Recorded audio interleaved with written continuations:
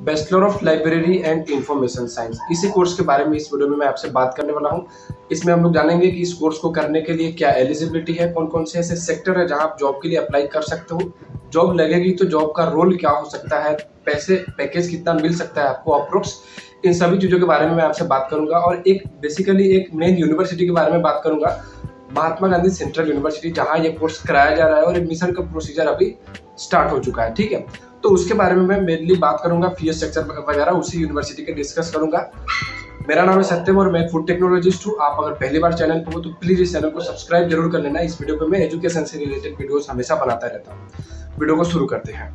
दोस्तों, सबसे पहले हम लोग कोर्स के बारे में थोड़ा जान लेते हैं कि लाइब्रेरी साइंस आखिर होता क्या है। देखो, जैसा कि information library, bachelor of library and information science, नाम से ही आपको क्लियर हो रहा होगा। इसमें इंफॉर्मेशन और लाइब्रेरी ये दो ऐसे वर्ड है जिससे आप समझ सकते हो कि आपको इसमें इंफॉर्मेशन के बारे में पढ़ना है, लाइब्रेरी के बारे में पढ़ना है। लाइब्रेरी का मतलब क्या होता है? पुस्तकालय, किताबों के बारे में आपको पढ़ना है। मीन्स कि एक लाइब्रेरी में एक किसी पर्टिकुलर बुक को या फिर बहुत सारी किताबों को एक साथ कैसे अरेंज किया जाता है, उनको एक स्पेसिफिक जगह पे कैसे ठीक करके रखा जाता है, या फिर बहुत सारे यूनिवर्सिटीज़ में बच्चे आते हैं तो बुक इशू कराते हैं या फिर बुक को सबमिट करा जाता है। तो ओवरऑल लाइब्रेरी में जितनी भी एक्टिविटीज़ होती हैं उसके बारे में आपको पढ़ना होता है bachelor of library science and information में। ये बेसिकली 1 साल का कोर्स होता है, 2 सेमेस्टर का। ये 2 साल या 3 साल का कोर्स नहीं होता है, 1 साल का ही कोर्स होता है, bachelor of library and information science. तो ये तो इसकी एक बेसिक नॉलेज हो गई जो आपको उम्मीद करता हूँ कि समझ में आ चुका होगा। दूसरी बात यह है कि इसकी एलिजिबिलिटी की अगर मैं बात करूँ तो एलिजिबिलिटी सिंपल ये है कि आपका ग्रेजुएशन होना चाहिए किसी भी स्ट्रीम में। मतलब बीएससी हो, बीए हो, बीकॉम हो, बीटेक हो, किसी भी स्ट्रीम में एटलीस्ट 3 साल का कोर्स ग्रेजुएशन होना चाहिए। चाहे वो फिजिक्स ऑनर्स हो, केमिस्ट्री ऑनर्स हो, इकोनॉमिक्स ऑनर्स हो, कोई फर्क नहीं पड़ता है, बस ग्रेजुएशन होना चाहिए। तो सिंपल, अगर आप ग्रेजुएट हो चुके हो तो आप इस कोर्स के लिए, लाइब्रेरी साइंस कोर्स के लिए एलिजिबल हो, अदरवाइज नहीं हो। ठीक, एलिजिबिलिटी की बात हो गई। अब बात आती है कि इस कोर्स को करने के बाद हम कौन कौन से ऐसे ऑर्गेनाइजेशन है जहां जॉब के लिए अप्लाई कर सकते हैं। देखो, वैसे तो बहुत सारे ऑर्गेनाइजेशन है, जैसे ICAR, Indian council of agriculture research, या ICMR, Indian council of medical research, DRDO या स्टेट गवर्नमेंट या फिर सेंट्रल गवर्नमेंट के, और ऐसी बहुत सारे FSSAI वगैरह बहुत सारे ऑर्गेनाइजेशंस है जहां टाइम टाइम पे लाइब्रेरियन की पोस्ट के लिए अलग अलग वैकेंसीज आती रहती है। तो यहाँ आप लोग अप्लाई कर सकते हो और एक अच्छा खासा पैकेज आपको ऑफर किया जाता है। इसके अलावा अगर मैं बात करूं तो ऑब्वियसली बहुत सारे सेंट्रल यूनिवर्सिटीज है, स्टेट गवर्नमेंट की यूनिवर्सिटीज या प्राइवेट यूनिवर्सिटीज या कॉलेजेस, जितने भी मतलब यूनिवर्सिटी कॉलेजेस हैं, उन सब में आप अप्लाई कर सकते हो। लाइब्रेरी में अलग अलग पोस्ट के लिए बहुत सारे अलग अलग पोस्ट होते हैं, उन सभी के लिए अप्लाई कर सकते हो आप। अब बात आती है कि अगर आपकी जॉब लगती है इस कोर्स को करने के बाद तो पोस्ट क्या हो सकता है, उसके बारे में हम थोड़ा सा बात कर लेते हैं। देखो, पोस्ट की अगर मैं बात करूं तो आपकी जब जॉब लगेगी तब library attendant, library assistant, semi professional assistant, professional assistant, assistant librarian, deputy librarian, librarian या चीफ लाइब्रेरियन, एप्लीकेशन स्पेशलिस्ट, तो इस तरह के कुछ पोस्ट है जहां आप एप्लीकेबल हो। लाइब्रेरी कोर्स करने के बाद, लाइब्रेरी साइंस का कोर्स पढ़ने के बाद आप इस तरह के पोस्ट पे जॉब के लिए आप अप्लाई कर सकते हो इजीली। ठीक है, तो ये कुछ बात हो गई लाइब्रेरी साइंस के बारे में, bachelor of library and information science. उसकी एलिजिबिलिटी सिंपल ग्रेजुएशन है।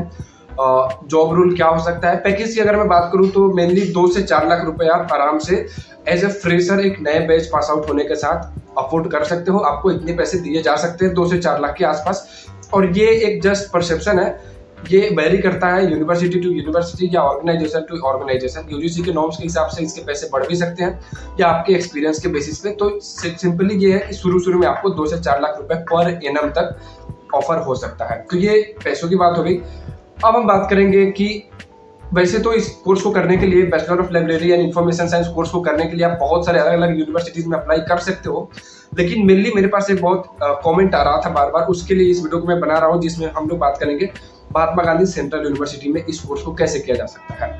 तो इस यूनिवर्सिटी में जो प्रोस्पेक्टस में बात दी गई है उसके हिसाब से अगर मैं एलिजिबिलिटी की बात करूँ तो आप सिंपल डिस्प्ले पे देख सकते हो। दोस्तों, अगर आप महात्मा गांधी सेंट्रल यूनिवर्सिटी से bachelor of library and information science करना चाहते हो तो इसके लिए जो एलिजिबिलिटी बनाई गई है वो ये है कि graduation in any discipline from any central state recognised university having minimum 50% marks और इक्विवेलेंट ग्रेड। ठीक है, तो सिंपल ये है, जैसा कि मैंने आपसे पहले ही कहा कि ग्रेजुएशन आपका होना चाहिए किसी भी स्ट्रीम में एटलीस्ट 50% मार्क्स के साथ, 5% का अलग से रिजर्वेशन आपको दिया गया है। SC ST वालों के लिए 5% की छूट है। 45% के साथ आप लोग अप्लाई कर सकते हैं। नॉर्मली जनरल कैटेगरीज के साथ 50% होना चाहिए। तो ये एलिजिबिलिटी की बात हो गई। टोटल नंबर ऑफ सीट्स की अगर हम बात करें तो टोटल नंबर ऑफ सीट्स जो है वो अपने पास 33 है, 33 सीट्स है। और ये जैसा कि मैंने आपसे पहले ही कहा कि 1 साल का कोर्स है, 2 सेमेस्टर आपको इसमें पढ़ना होगा। अब बात आती है कि फीस क्या है। Central university, Mahatma Gandhi central university से पढ़ने के लिए लाइब्रेरी साइंस के लिए आपको कितनी फीस भरनी है 1 साल में। देखो आप डिस्प्ले पे देख सकते हो इजीली। आपका जो 1 सेमेस्टर का फीस है वो, मैं टोटल फीस की बात करूं तो आपको 1 सेमेस्टर में 9,218 रुपए पेमेंट करने होंगे। ठीक है, 9,218 रुपए पर सेमेस्टर। इसके अलावा हॉस्टल जो है वो सिर्फ गर्ल्स के लिए फिलहाल अवेलेबल है, तो हॉस्टल के लिए जो है वो 9,000 रुपए पर सेमेस्टर आपको पेमेंट करने हैं। बाकी बस वगैरह अगर आप लेते हो तो उसके लिए उस हिसाब से अलग अलग चार्ज किया जाएगा आपको। तो ये कुछ बात थी लाइब्रेरी साइंस के बारे में। महात्मा गांधी सेंट्रल यूनिवर्सिटी से पढ़ना चाहते हो तो आप बहुत आसानी से पढ़ सकते हो। अब बात आती है कि ये कोर्स किसके लिए ज्यादा इंपॉर्टेंट है। देखो वैसे तो ये कोर्स बहुत कम ही लोग करते हैं, तो इसलिए इसमें बहुत ज्यादा भीड़ भी नहीं है और करियर भी बहुत अच्छा है। जॉब भी ठीक ठाक है। अच्छे ऑर्गेनाइजेशन में अगर आपकी प्लेसमेंट होती है तो आप तो अच्छा खासा पैसा भी कमा सकते हो आप।